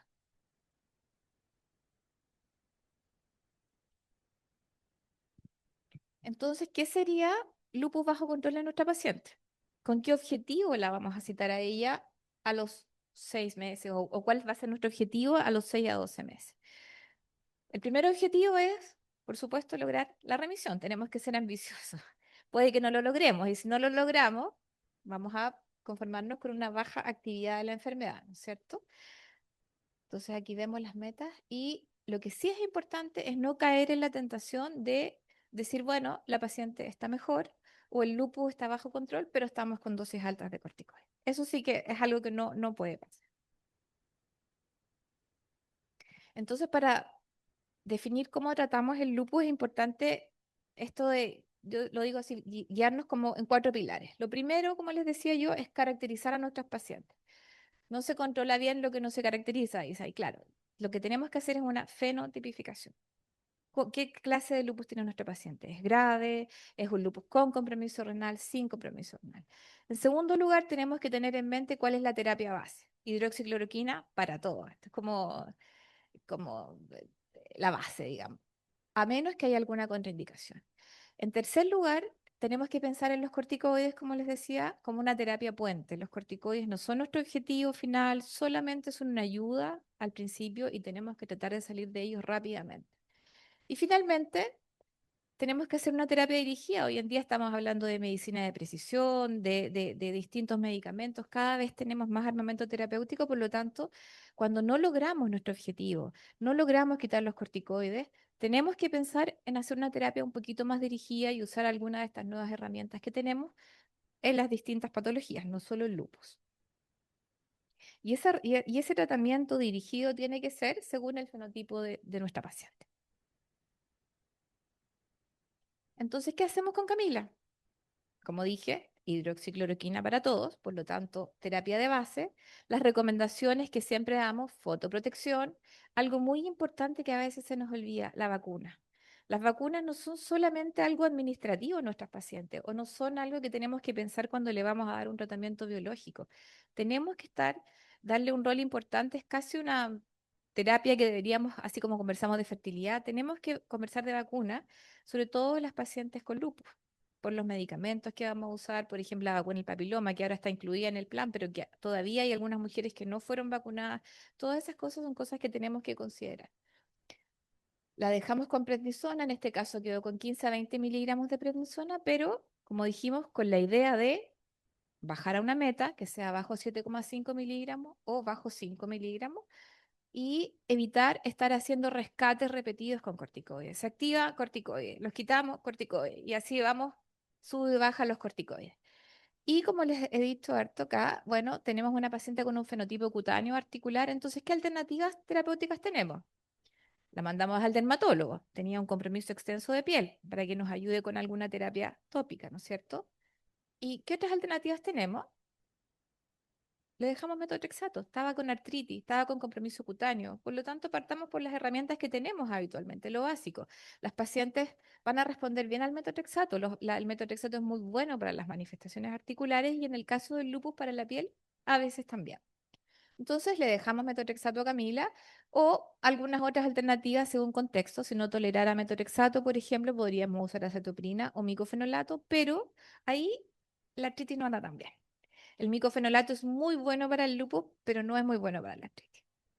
Y si podemos apoyarnos con el dermatólogo y documentar CLASI, que es en el fondo un score que mide el compromiso en piel para poder tener una métrica objetiva de ver cómo va evolucionando. Y citamos a Camila a los 6 meses y vemos cómo nos ha ido. ¿Qué ha pasado con nuestra terapia inicial de metotrexato y de corticoides? Y vemos que en realidad a los 6 meses estamos usando 10 a 15 miligramos de prednisona. Le hacemos un SLEDAI y el SLEDAI ha bajado, ahora está en 8. El CLASI bajó también de 18 a 12, o sea, también ha mejorado bastante la piel y afortunadamente todavía no hay ningún compromiso renal. Orina normal, función renal normal. Entonces, ¿la paciente está mejor? Sí, está mejor. Por eso no tenemos que caer en decir, fijarnos solamente en la mejoría. Sí, mejoró la piel, mejoraron las articulaciones, efectivamente, pero la pregunta no es esa. La pregunta es, ¿logramos nuestro objetivo? Nosotros dijimos que nuestro objetivo, o cuando pensamos en el lupus bajo control, es lograr o remisión o baja actividad de la enfermedad. Eso no lo hemos logrado. Estamos con 10 a 15 miligramos de prednisona, estamos muy lejos de los 7,5 de baja actividad de la enfermedad, ¿no es cierto?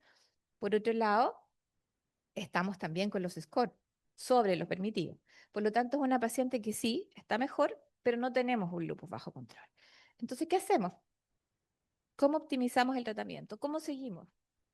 Subimos la dosis de metotrexato, ¿me podrá decir alguien ahí?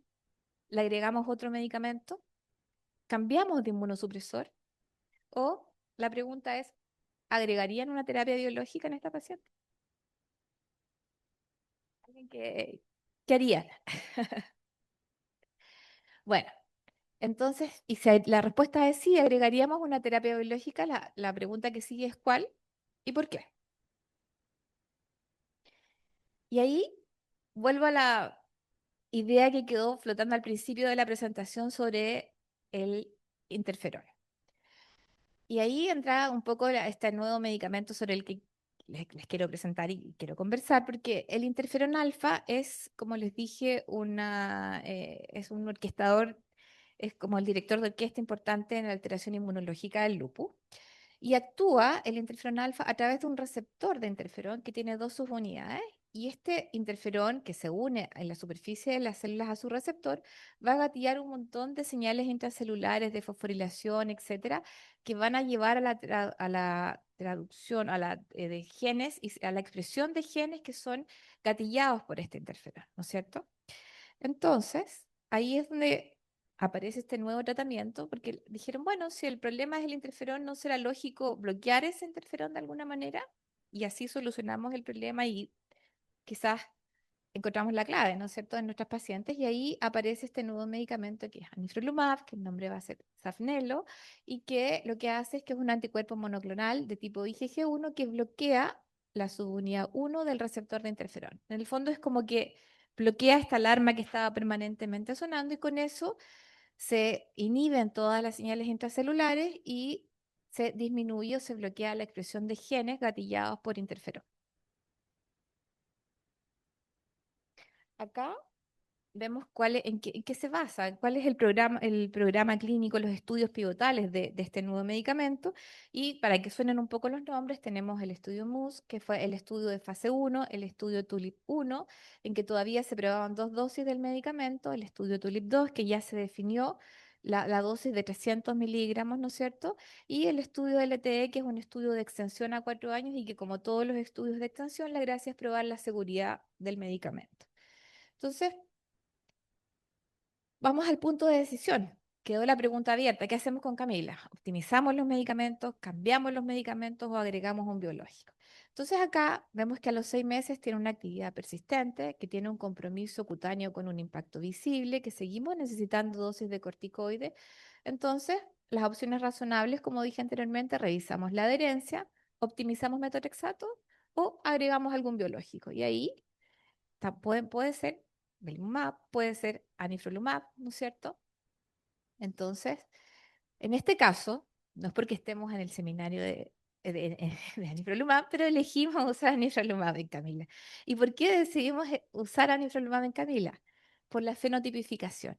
Porque es una paciente que tiene un lupus cutáneo, ar- articular, ¿no es cierto? Y sin compromiso renal y sin compromiso del sistema nervioso central, que es el grupo de pacientes para el que esta nueva molécula tiene indicación. Entonces, vamos a hablar un poquito sobre los estudios pivotales, porque, bueno, yo acá vengo y les digo, vamos a hablar de anifrolumab, pero ustedes me dicen, bueno, pero ¿cuáles son los estudios? ¿Cómo me demuestras que este es un buen medicamento que sirve? Los estudios pivotales incluyeron a pacientes con lupus, ¿no es cierto? Moderado severo, sin compromiso renal, como les dije, sin compromiso del sistema nervioso central, con creatininas séricas bajo 2 y perdón, sí, con creatininas que estuvieran por bajo 2, digo bien, y que no tuvieran una proteinuria. Acá vemos el diseño de los estudios pivotales TULIP 1 y TULIP 2 y son ambos bastante parecidos, diseñados a 52 semanas, pero si ustedes ven hay una diferencia que probablemente la van a escuchar.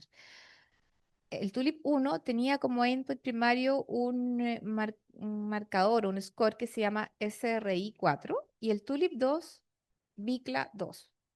¿Qué es esto? Es como chino, ¿no? ¿De qué estamos hablando? Algunos que me dicen de qué me hablas. Bueno, de ahí lo vamos a aclarar. Y lo otro importante acá es que el corticoide se tenía que disminuir desde la semana 8 hasta la semana 40 bajo 7,5 miligramos. O sea, estos estudios exigían un descenso controlado de la dosis de corticoide y desde las 40 semanas se mantenían estables. Entonces, vamos a hacer una pausa un poco en la presentación y les voy a explicar un poco esto de qué es lo que es el SRI-4 y el BICLA. Nosotros en lupus tenemos marcadores de actividad y un problema súper importante es la clinimetría. En lupus tenemos una cantidad de clinimetría, tenemos muchas métricas y en realidad es un dolor de cabeza un poco, pero uno de los que más se usa es el SLEDAI-2K y el VILAC. Y el SLEDAI-2K es un medidor de actividad de lupus que considera 9 sistemas y cada uno de esos sistemas suma distintos puntos, tienen distintos pesos. ¿Y por qué les digo esto? Porque, por ejemplo, el compromiso mucocutáneo, como se ve acá, suma solo 2 puntos. Por lo tanto, cuando nosotros vemos un estudio que nos da una respuesta o medimos actividad por un SLEDAI-2K, el peso de un compromiso en piel pesa poco.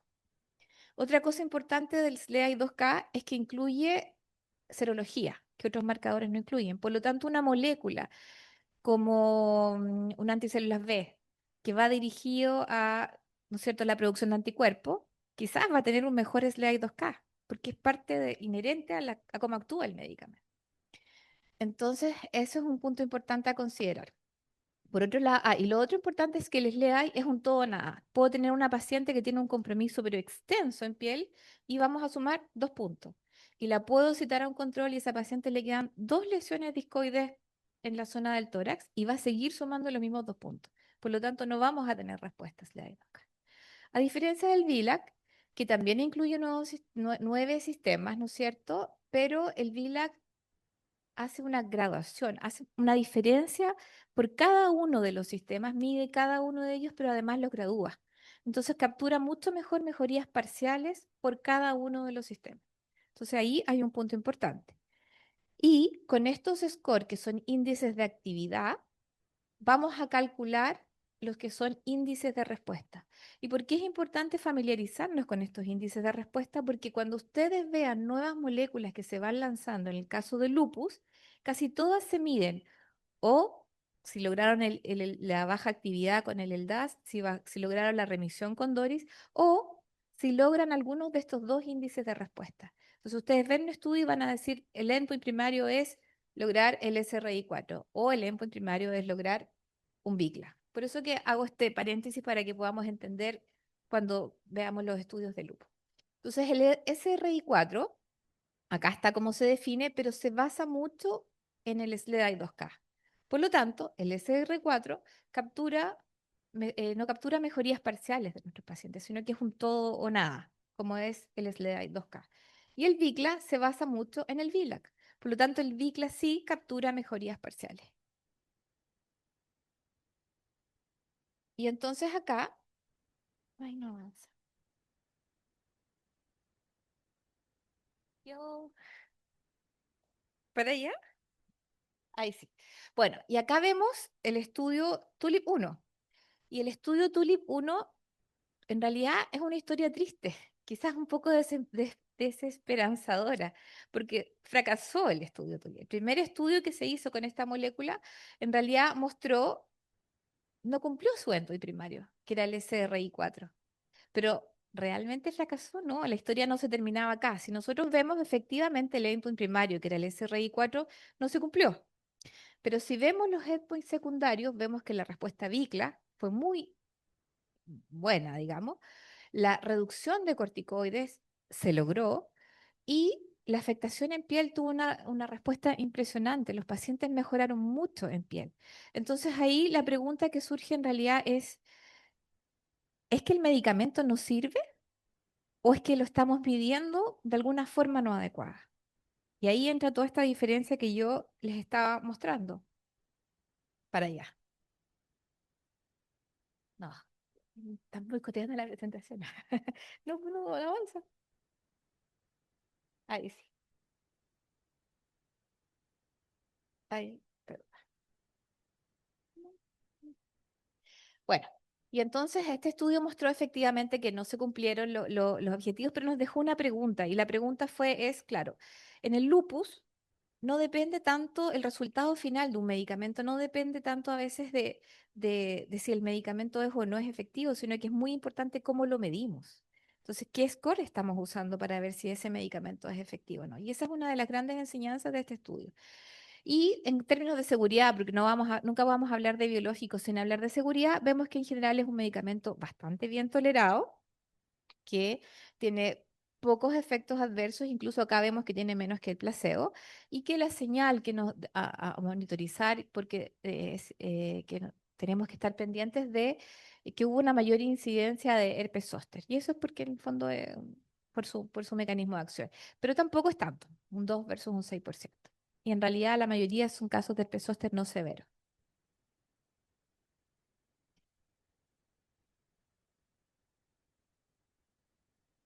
Se le está acabando la pila, yo creo esto. Bueno, entonces, como la pregunta fue, ¿será que el medicamento no es efectivo o será que lo medimos de una manera no adecuada? Viene el estudio que es el TULIP-2. Y acá el diseño es básicamente el mismo, ¿no es cierto? Los criterios de inclusión son muy parecidos, pero lo que cambió acá fue el desenlace. Acá la gente del laboratorio dijo, bueno, entonces ya no vamos a tener como endpoint primario el SRI4, sino que vamos a usar otro endpoint que es el BICLA.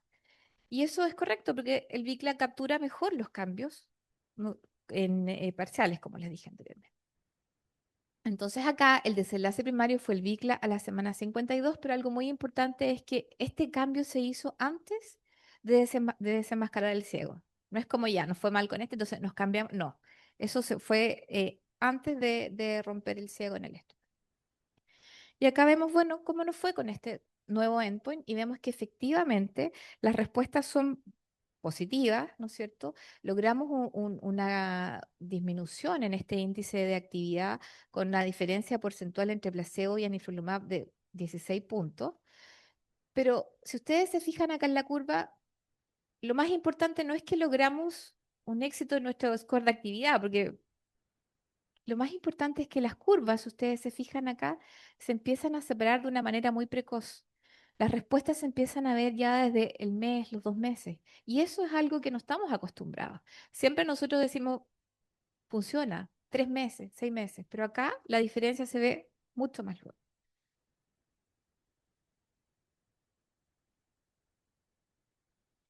Y acá tenemos un resumen de este estudio del TULIP-2, entonces vemos que efectivamente la diferencia porcentual en la respuesta BICLA es importante, pero no solo eso, sino que también logramos reducir los corticoides a la dosis que es nuestro objetivo, ¿no es cierto? De una manera, acá vemos los números de un 30% en placebo, un 50% en los pacientes con anifrolumab, y algo muy importante, la respuesta en piel es muy buena. Logramos disminuir casi en un 25, de un 50 a un 25%, o sea, en un 50% el compromiso de piel en nuestras pacientes. Y eso a un tiempo, en un tiempo récord, por decirlo de alguna manera. Y también se vieron señales positivas con el compromiso articular y con la disminución en las reactivaciones de estas pacientes. Me caso. Entonces, nuevamente, ya vimos que lográbamos nuestros objetivos, nos permitía con una rápida respuesta lograr nuestros objetivos. ¿Y qué pasa con seguridad? Bueno, este segundo estudio confirmó un poco lo que es la seguridad de este medicamento, porque los principales efectos adversos fueron infecciones respiratorias, pero fueron infecciones respiratorias leves y también herpes, pero como les dije anteriormente, casos de herpes que son más bien leves y solo tuvimos una muerte por neumonía y en general acá la recomendación es, como les decía, las vacunas. Vacunar a nuestras pacientes y seleccionar bien la población en la que vamos a usar los medicamentos. Entonces, a modo de resumen, en los estudios pivotales de este nuevo medicamento, podemos ver que nos permite controlar la actividad, con los scores de actividad, tenemos menos reactivaciones en nuestras pacientes, nos permite ahorro de esteroides, logramos la meta de ahorrar esteroides, tenemos menos daño acumulado, pero algo que es muy importante es que también se midió la mejoría de los reportes de los pacientes. Entonces acá no estamos solo nosotros felices con el score de actividad, sino que también estamos cambiando la calidad de vida de los pacientes. Los pacientes se sienten mejor.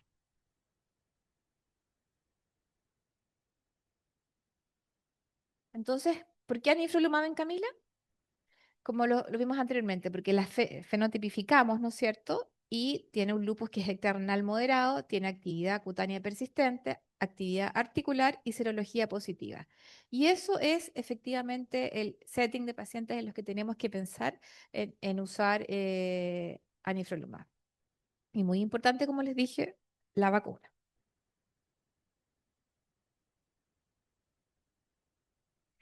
Entonces, ¿cuál es el plan terapéutico con nuestra paciente? La hidroxicloroquina la ajustamos, fotoprotección, el metotrexato estaba bien tolerado, nos estaba ayudando, lo mantenemos, ¿no es cierto? Calcio y vitamina D si corresponde y agregamos este nuevo medicamento, anifrolumab, 300 miligramos endovenosos cada 4 semanas, ¿no es cierto? Y reducimos la dosis de corticoide para lograr nuestros objetivos bajo 7,5 o 5 miligramos. Y por ningún motivo vamos a permitirnos estar dando rescate con corticoide como dijimos inicialmente.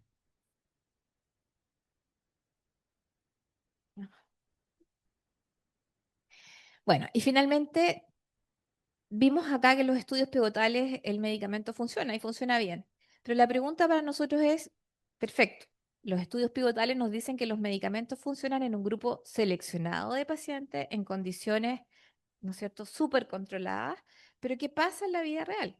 ¿Tenemos evidencia con este medicamento en vida real? ¿Se comporta tan bien en vida real como lo hace en este grupo como de pacientes seleccionados, por decirlo así?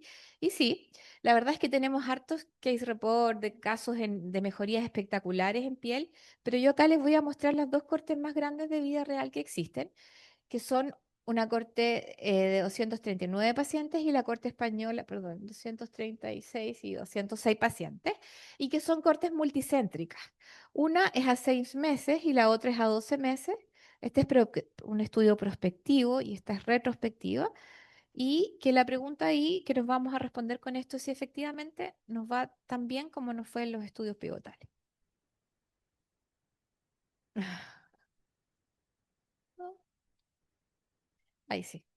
Entonces, la primera corte, que es este estudio Riddle, que es un estudio que está pensado para hacer a 5 años, para ver cómo nos va en vida real a 5 años, pero se hizo un subanálisis en los primeros 6 meses.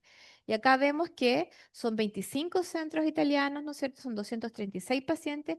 ¿Y cómo medimos si es que efectivamente este medicamento es o no es útil o nos sirve?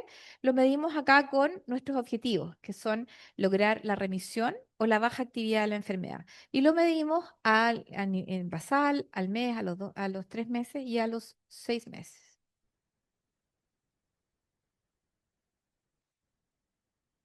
Acá vemos las características de la corte. Estos son pacientes de vida real, no son pacientes seleccionados, son pacientes que no tienen criterios de exclusión, solamente que el médico consideraba que podía ser útil agregar este medicamento. Pero ¿qué quiero destacar acá? En general eran pacientes que tenían una duración de 11 años de enfermedad, o sea, son pacientes que tienen secuelados, por decirlo así, de la enfermedad. Y en casi la mitad, un 43% de ellos había daño orgánico. O sea, no son pacientes que uno pudiera decir son seleccionados, no, son pacientes que los que nos toca ver a nosotros, con daño orgánico, con lupus de larga enfermedad, que han usado múltiples otras terapias como las que están acá. Y más aún, en esta corte, un 51% de los pacientes ya había usado un biológico previo. O sea, había pasado por belimumab, había pasado por distintos inmunosupresores y además tenía daño orgánico. O sea, es una población, uno puede decir, difícil que este nuevo medicamento funcione porque estamos hablando de pacientes graves. Veamos qué pasó.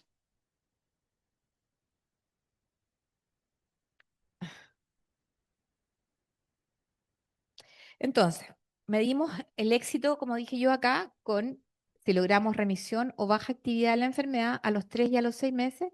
¿Y qué nos enseña este estudio? Nos enseña primero que conseguir el treat to target en vida real sí es posible, porque lo logramos. Conseguir el treat to target en una paciente secuelada que viene con una alta carga de enfermedad, con muchos años de enfermedad, también es posible. Logramos remisión en casi un cuarto de los pacientes y se logró en un 60% de los pacientes una baja actividad de la enfermedad. Pero lo más importante en esta población que dijimos era una población con bastante compromiso orgánico. Uf, de verdad no, ya no. No sé si alguien las puede pasar, no, no. Ahí sí, ya. Bueno, pero lo más importante acá es que no solo logramos nuestro objetivo, si ustedes ven acá en vida real, al mes ya vemos que los marcadores de actividad bajan. Ese asterisco ahí significa que son estadísticamente significativos. Por lo tanto, en una paciente, una corte de pacientes con 11 años de evolución, con casi un 50% de ellas con un daño orgánico, logramos nuestros objetivos tanto en disminuir la actividad en control de piel ya desde el mes de tratamiento. Y eso es algo que en lupus no estamos acostumbrados a ver.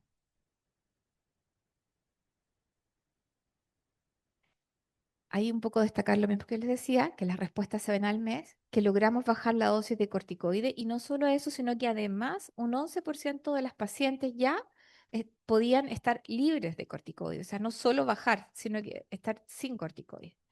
Y lo que les decía yo anteriormente acá, también medimos los reportes de los pacientes, o sea, no solo nosotros estamos felices con los scores, nosotros estamos felices con que ya estamos sin corticoides, sino que las pacientes también se sienten mejor. Y si nosotros comparamos los números de este estudio de vida real con los estudios de los trabajos pivotales, ¿qué vemos acá? Una paradoja. ¿Le fue mejor al medicamento en vida real que en los estudios pivotales? Y me dice, pero ¿cómo puede ser esto? Qué raro, ¿no? ¿Cómo en una población seleccionada es menos efectivo que en la vida real? Y acá están las explicaciones. Bueno, ahí hay algunos bemoles ahí porque en realidad los pacientes en los estudios en este estudio Rebel eran más caucásicas, que sabemos que tienen un lupus un poco menos grave, tenían una actividad basal que era menor en los pacientes que utilizamos en vida real, y también porque el uso de otros inmunosupresores en la vida real nosotros los utilizamos a demanda, digamos, no son controlados. Entonces por ahí puede ser que se vea esta paradoja. Pero en general podemos decir que es un medicamento que en vida real funciona bastante bien y rápido.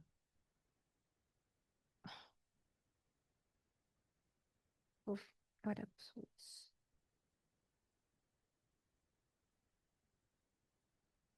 ya. Y bueno, para terminar, el otro estudio que yo les dije de vida real, que en realidad es bastante parecido el número de pacientes. ¿Y qué aporta esto? Esto aporta que es multicéntrico. Son 52 centros de pacientes, tanto de lugares públicos, privados, por lo tanto, es una corte bien grande y bien heterogénea, por decirlo de alguna manera. Esta es la corte española en que también tenemos pacientes que tienen una larga duración de enfermedad, como les dije anteriormente, 10 años, ¿no es cierto? También usaban mucho glucocorticoide y también, igual que en el caso anterior, ya habían pasado por otros biológicos, habían usado belimumab. ¿Qué otra cosa importante hay acá? Que esto no es la indicación, y eso lo quiero dejar súper claro, el lupus neuropsiquiátrico renal no es la indicación de estas pacientes, pero como en vida real el médico deja el tratamiento a discreción, y acá decidieron dejarlo en pacientes que sí tenían compromiso renal y que además tenían compromiso del sistema nervioso central. Por tanto, es interesante.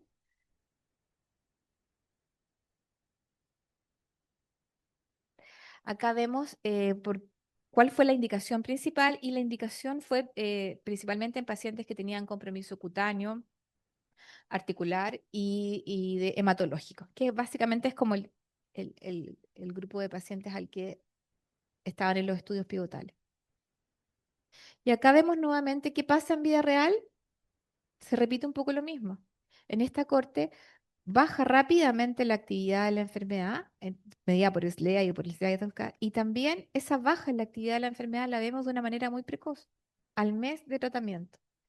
No solo eso, sino que también mejora la serología, ¿no es cierto? El complemento y el DNA.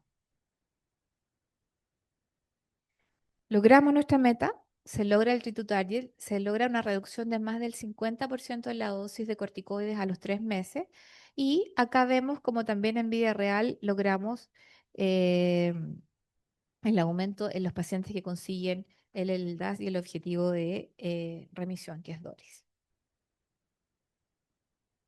¿Qué pasa con la seguridad? Nuevamente lo mismo, las pacientes en general, se repite, tienen un poco más de herpes zóster que el grupo placebo, como les dije anteriormente, no casos graves, y infecciones respiratorias altas, que son también no severas, que llevaron a la suspensión del medicamento en muy pocos casos. Habla un poco también de persistencia, pero eso no lo voy a destacar porque hablar de persistencia en un estudio que está 12 meses en realidad no es correcto. Y entonces ahora, ¿cómo integramos todo lo que hemos dicho en la charla? Pasamos desde el diagnóstico, el treat to target, llegamos a este nuevo medicamento y cómo funciona en vida real. Lo primero, el primer paso entonces es la fenotipificación. Estamos frente a un lupus, pero ¿a qué tipo de lupus? ¿Qué compromiso tiene? Segundo, vamos a hacer una medición de la actividad en esa paciente y del daño. Tercero, vamos a definir nuestro treat to target, vamos a tener un objetivo claro, vamos a tener en mente el ahorro de corticoides, ¿no es cierto? Y vamos a hacer una adecuada monitorización si cumplimos el treat to target o no, para poder ver si tenemos que hacer modificación. ¿Cuándo elegimos o cuándo podemos elegir este nuevo medicamento? Como lo dijimos, en un lupus que no sea hasta ahora, porque hay estudios ongoing, que no sea renal, ¿no es cierto? Que tenga una actividad cutánea, articular, hematológica, en un paciente en que queramos una respuesta rápida. Ya sabemos, al mes se ven cambios. Y cuando tengamos una imposibilidad de bajar las dosis de corticoides. Hemos visto que nos demostramos que podemos bajar los corticoides rápidamente.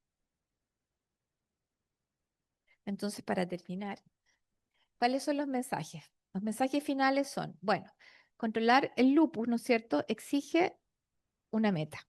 No solo conformarnos con esto de la paciente está mejor. Tenemos que tener un objetivo claro. Segundo, que la vía del interferón es una vía importante en el lupus, por lo tanto el bloqueo de interferón es un mecanismo bastante racional en lupus, y quizás por eso hemos visto respuestas tan rápidas en las pacientes con lupus. Tercero, que los estudios pivotales de este nuevo medicamento nos enseñaron algo muy importante, que es el resultado de los medicamentos nuevos que empiecen a salir. A veces no depende tanto de si el medicamento es útil o no, sino que depende de cómo estamos midiendo la respuesta terapéutica. Lo otro es que la evidencia en vida real es reproducible. La vida real nos permite, nos da un mensaje optimista, nos permite darnos cuenta que lograr remisión y lograr bajo actividad de la enfermedad es posible, se puede, digamos. Y lo otro importante es que la selección clínica, ¿no es cierto?, del paciente. Tenemos que ver los riesgos, los beneficios, hacer un adecuado riesgo de las infecciones, seleccionar bien a nuestros pacientes y, súper importante, las vacunas. Entonces, para volver un poco al principio, para cerrar un poco la charla, ¿qué es lupus bajo control? Lupus bajo control no es estar mejor, ¿no es cierto? El lupus bajo control no es que la paciente se vea mejor, no es tener dosis altas de corticoides, sino que el lupus bajo control es lograr una baja actividad de la enfermedad, lograr idealmente una remisión en nuestros pacientes, cambiarle el futuro a los pacientes, el pronóstico, es bajar la toxicidad, ¿no es cierto? Porque la idea finalmente es que el lupus cada vez sea una parte mínima en la vida de nuestras pacientes y que ellas hagan su vida normal sin tener que estar preocupado de que tiene una enfermedad crónica, y ese es el mensaje.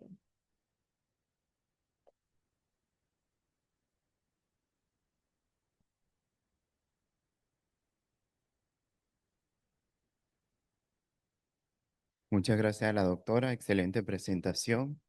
Esperemos que Camila tenga un embarazo no complicado.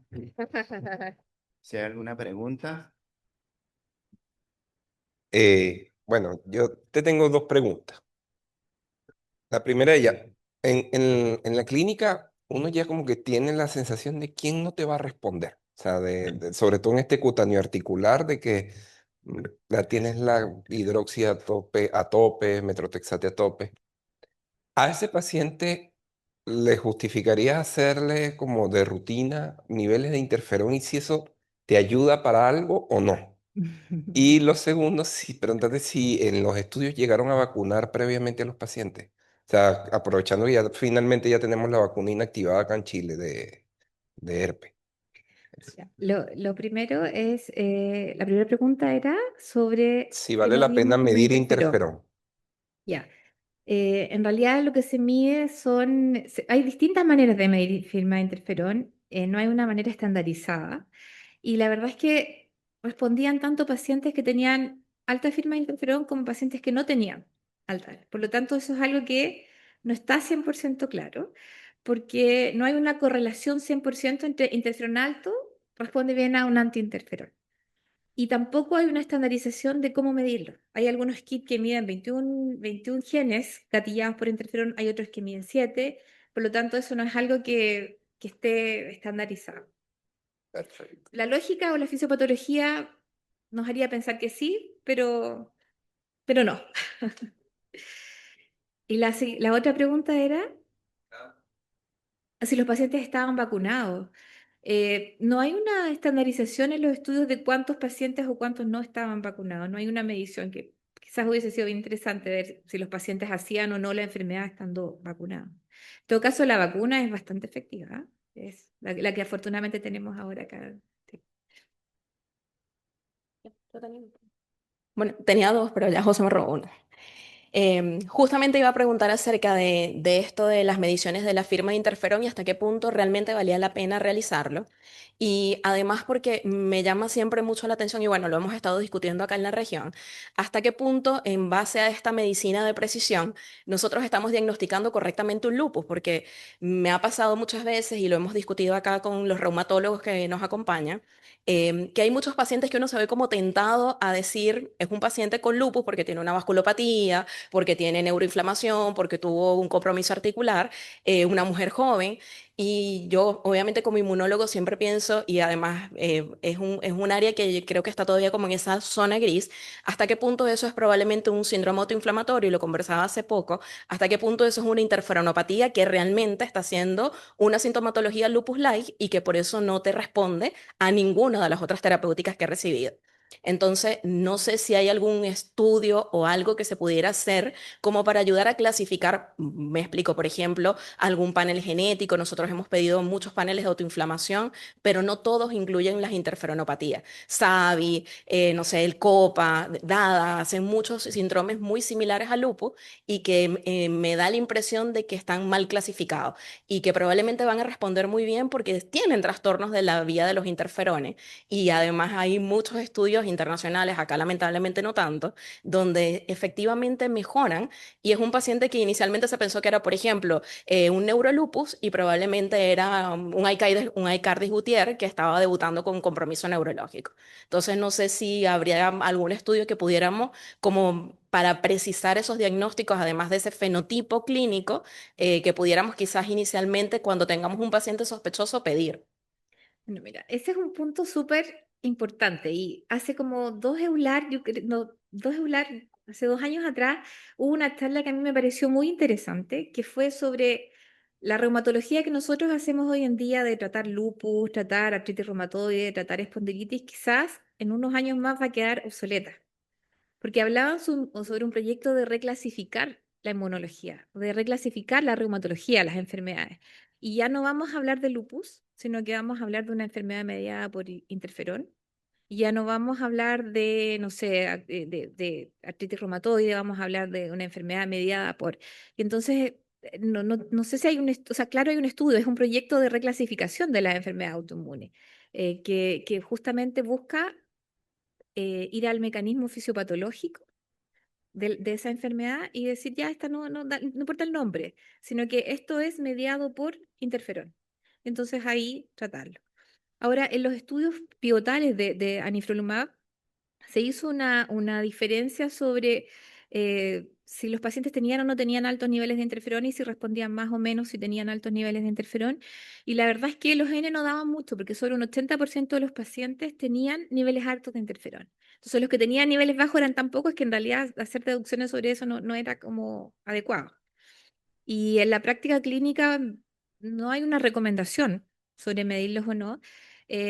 Siempre es una idea que da vuelta, porque decimos, bueno, tenemos antiinterferones, tenemos anti-Bliss, entonces, ¿por qué no empezamos a medir interferón o firma de interferón? ¿Por qué no empezamos a medir Bliss y vemos, bueno, a lo mejor al que tiene Bliss le damos un anti-Bliss, al que tiene interferón le damos un antiinterferón y es una idea que fisiopatológicamente a todos nos da vuelta, pero no, la realidad no es tan así. Los estudios en general muestran que hay pacientes que responden pese a que quizás no tienen una firma interferón tan alta. Sería interesante hacer algo así.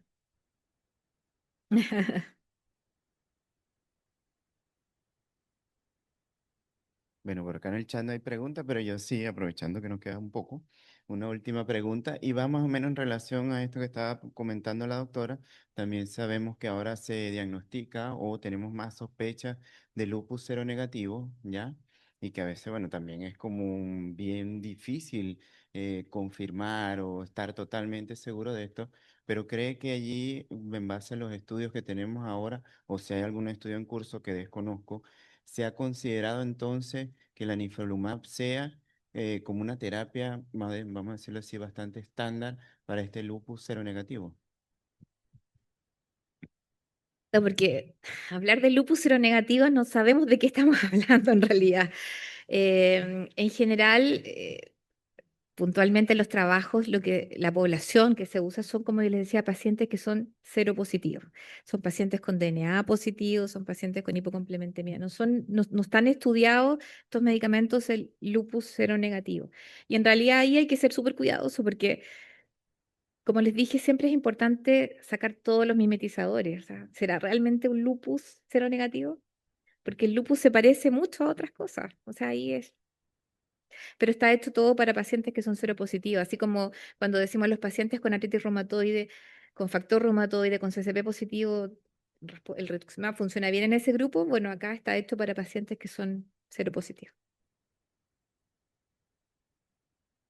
¿Alguna otra pregunta del público?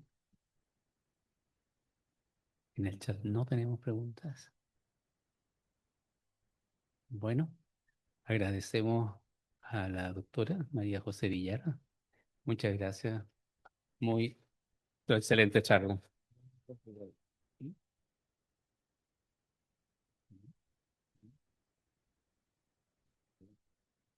Vamos entonces al coffee break.